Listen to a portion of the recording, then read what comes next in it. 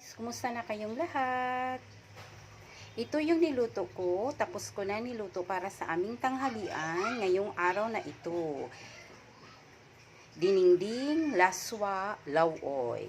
Ito ang niluto ko. Tilapia yan. Tsaka nilagyan ko ng alugbati at tsaka malunggay.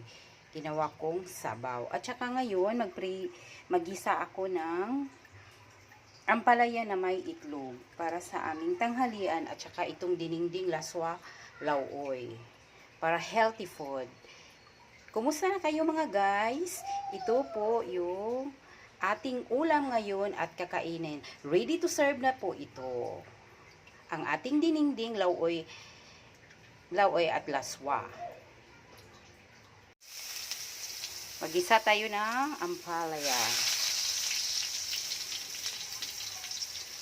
Dahil ako lang naghawak ng aking cellphone, that's why ang hirap pala maghawak ng cellphone.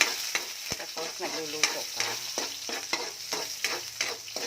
Tapos isunod natin yung kamatis. Ang hirap pala maghawak ng cellphone, mga dear.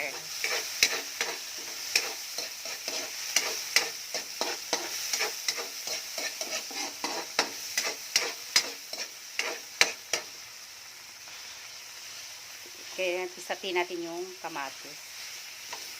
Para ang katas ng kamatis, maano.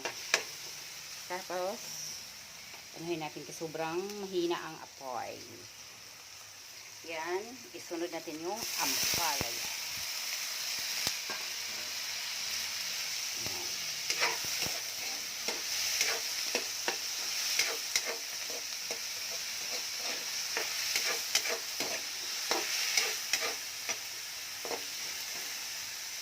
Sunod natin yung magic syrup. Yan, nilagyan ko na ng black pepper. Medyo manadamihan ko ng black pepper. So, nilagyan ko siya ng asin. Paborito ko kasi ang ampalaya. I-half cook lang natin. Huwag natin siyang latain.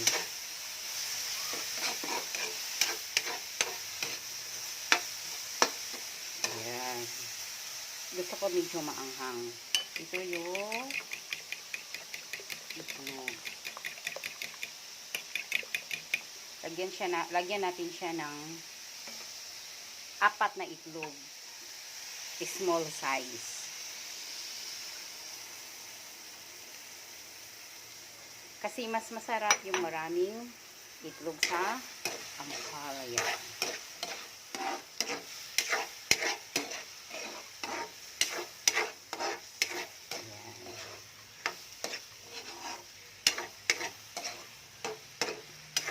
Thank you for watching my vlog.